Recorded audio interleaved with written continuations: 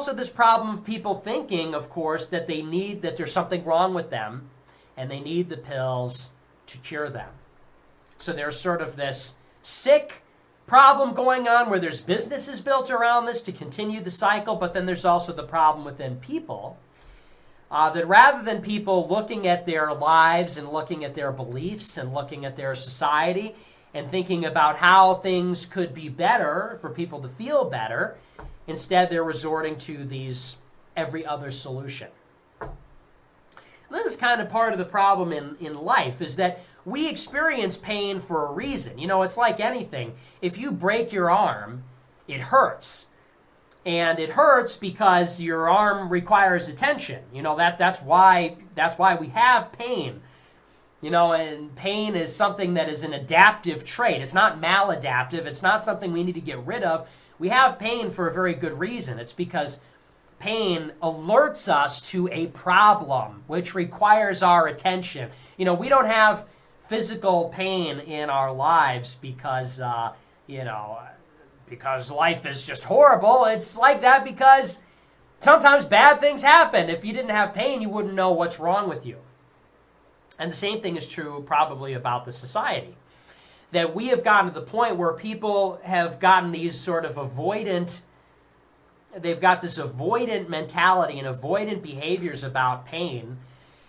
And so in the same way that people will want to do painkillers for a physical pain problem, they'll look at their lives and experience existential pain, emotional pain, all kinds of other negativity and say, I want pills, I need distractions, I need drugs, I need feel-good drugs, I need things that make me feel good, I need food, I need experiences, I need novelty, I need relationships, I need this, so I can feel better.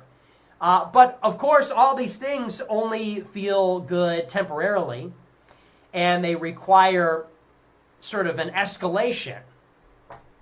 You know, you can't do the same thing over and over and keep getting the same pleasurable feeling. You need more of it or more intense kind of that thing. And this is why we've got people that are living these extreme, hollow lives. It's because they're unable to face the real problems going on. And that is what the society is comprised of. When we say there's something wrong with society, we're saying there's something wrong with people. And there is something wrong with people. There's something wrong with most people, which is that everybody is sort of living with a dread.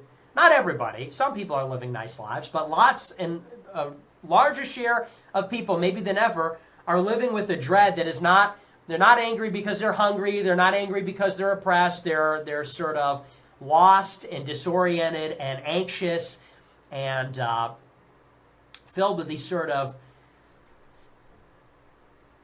neuroses. And this is leading them to do these kinds of things, whether it's pills or it's some other form of self-medication. And that's really the deeper problem here, you know. And Tucker Carlson, I know, just did a big show about how SSRIs are creating mass shooters. You know, that's another issue too, is the SSRIs are particularly bad for people. I've never been on SSRIs, you know, but you can read the literature on this. They literally cause people, if they weren't suicidal before, to become suicidal. If people weren't depressed or anxious before, they'll cause people to feel very negatively. And there's lots of anecdotal evidence, you know, what people say, testimonials about SSRIs, that not only is it not curing depression, it's also sort of destroying people's minds.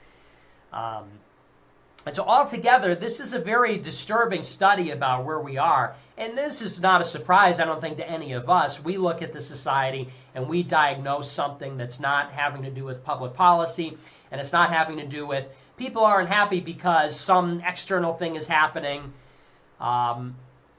It's something that's a lot deeper than that. It's something that is unique, again, to our time and the kind of culture we have. And it's something that happened recently in the society. And I think all fingers point towards a destruction in the higher level needs of people. Chief among them is communion with God and a spiritual life. But there's also all kinds of other levels to it as well, which is the death of the family and the destruction of national identity, and it is the atomization of people, which is to say that communities have disintegrated, and now you've got just individuals out there with these sort of smaller and smaller concentric circles where they derive meaning and how they relate to people.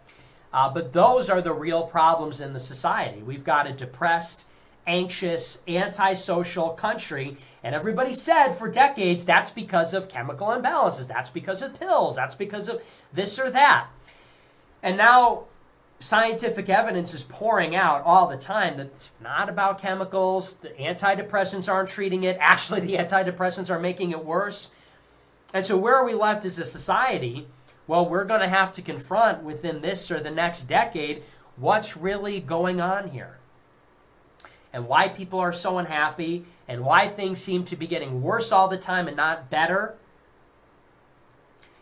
And it's going to make people uncomfortable. They're going to find the answer in the one place they're avoiding.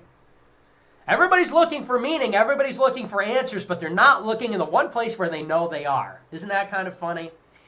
And of course, that's to be expected.